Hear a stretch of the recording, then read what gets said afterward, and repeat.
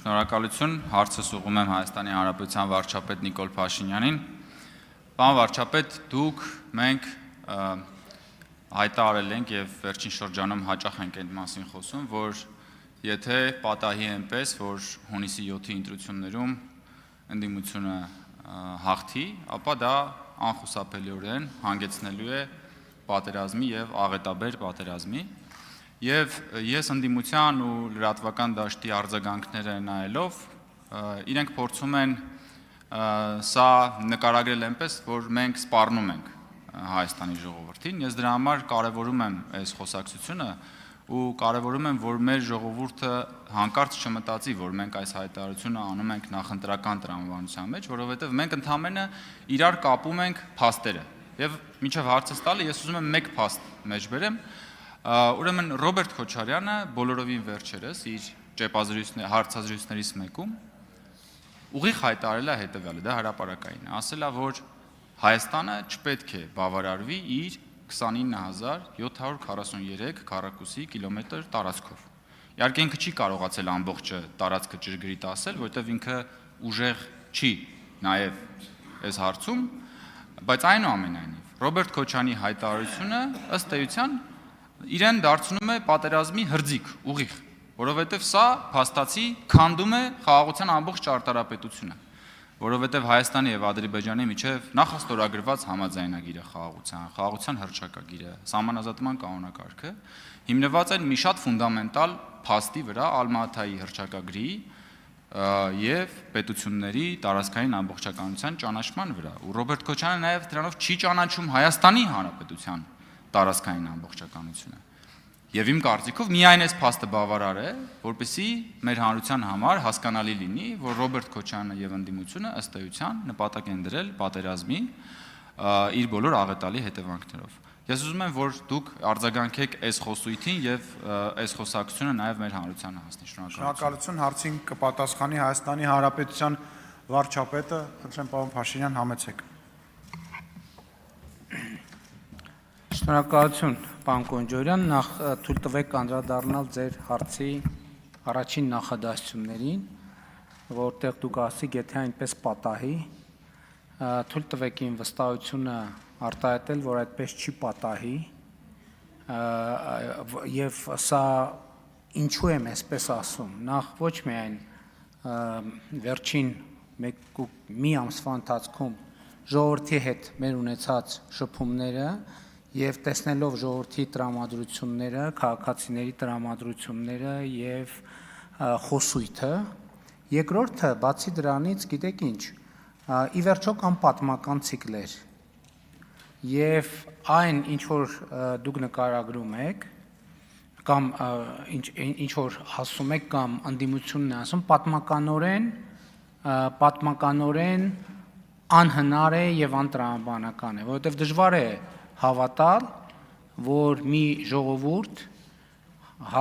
ավելի քան հազարամյա դեգերումից հետո հասել է այն հանգրվանին, որին ձգտել է, եւ մեկ էլ այդ հանգրվանից 5 րոպե առաջ կատարում է կտրուկ շրջադարձ զարգացման օրակարգից վերադառնալով գոյատևման եւ գոյապահպանության օրակարգին։ Այսինքն իմ կարծիքը այն է, որ դա պատմականորեն անհնար է։ Եվ մենք պարզապես պետք է պատմական պահը ճիշտ գնահատենք եւ քաղաքացիական պայմանագիր կուսակցությունը եւ քաղաքացիները եւ պատմությունը հասցնենք տրամաբանական եւ շատ կարեւոր է ոչ թե ֆատալիստական, այլ ինչ որ ֆատալիստական տրամաբանությունը ճեղքելու միջոցով ի վերջո խաղաղ հանգրվանին։ Իսկ երկրորդը տեսեք, դուք արդեն մասամբ հարցին պատասխանեցիք, չնայած մասամբ չէր, ամբողջական պատասխանեցիք։ Որտեղից է այդ համոզվածությունը։ Բոլոր այսօր ընդդիմադիր ըստ էության ճակատով հանդես եկող ձեր նշած ուժերը բոլորը հանդես են գալիս խաղաղության վերանայման տրամաբանությամբ։ Խաղաղության վերանայման տրամաբանությամբ։ Ընդ որում հենց իրենք օգտագործում են խաղաղությունը պարտադրելու, ուժային մեթոդներով խաղաղություն պարտադրելու եւ այլնի մասին։ Դա այլ կերպ քան պատերազմի ճանապարհ ոտք դնել անհնար է։ Այսինքն բոլորը այդ ուժերը ում եք ասում կոնկրետ Քոչարյան, Կարապետյան, Ծառուկյան ուժեր, բոլոր երեքը հանդես են գալիս, մեկը ասում է վերաբանակցենք, մեկը ասում է ուժով պարտադրենք, այսինքն ընդհանուր տրամաբանությունը դա է։ Այսինքն իրենք չեն համարում, որ այն խաղաղությունը, որը կա, այդ խաղաղությանը պետքա տեր կանգնել եւ այդ խաղաղությունը պետքա խնամել։ Իրանք ասում են, որ այդ խաղաղությունը պետքա վերաբանակցել, ինքը այն չի։ Եվ դա բացում է միանշանակ էսկալացիայի ճանապարհը։ Եվ ինչու պետք է դա տեղի չունենա, այն էլ աշխարհաքաղաքական այս միջավայրում, որտեղ այնտեղ որտեղ պատերազմի հնարավորություն կա, այնտեղ որտեղ պատերազմի դուռ կա եւ այդ դուռը բաց է, պատերազմը մտնում է, մենք չենք տենում ինչ է կատարվում աշխարհին։ Որտեղ փոքր ճեղք եղավ, պատերազմը ճեղքով մտնելու է։ Իսկ ձեր ասած ուժերը ոչ թե ճեղքի մասին են խոսում, իրանք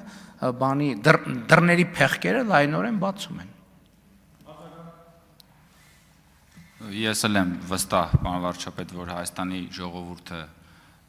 թույլ չի տալու դեպքերի նման զարգացումը եւ մի շատ կարևոր ու ակնհայտ պատճառով, որովհետեւ մարդկանց համար, այդ թվում նաեւ մեր քաղաքացիների հետ մեր վերջին շրջանի շփումների արդյունքում եմ սա ասում, մարդկանց համար ակնհայտ է, որ այս ուժերը այդ ապագա պատերազմը սանձազերծելու են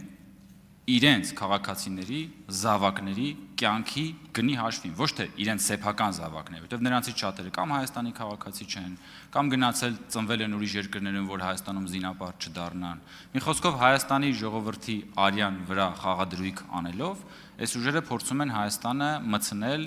պատերազմի նոր շրջափուլի մեջ եւ այսպես բնականաբար միանշանակ համոզված եմ, որ Հայաստանի ժողովուրդը դա թույլ չի տալու։ Շնորհակալություն։ Բայց մի բան էլ ասեմ, պարոն Կոջորյան, ես վստահ չեմ, որ այդ ուժերի բոլոր ներկայացուցիչները եւ բոլոր լիդերներն են հասկանում, որովհետեւ օբյեկտիվ եւ սուբյեկտիվ պատճառով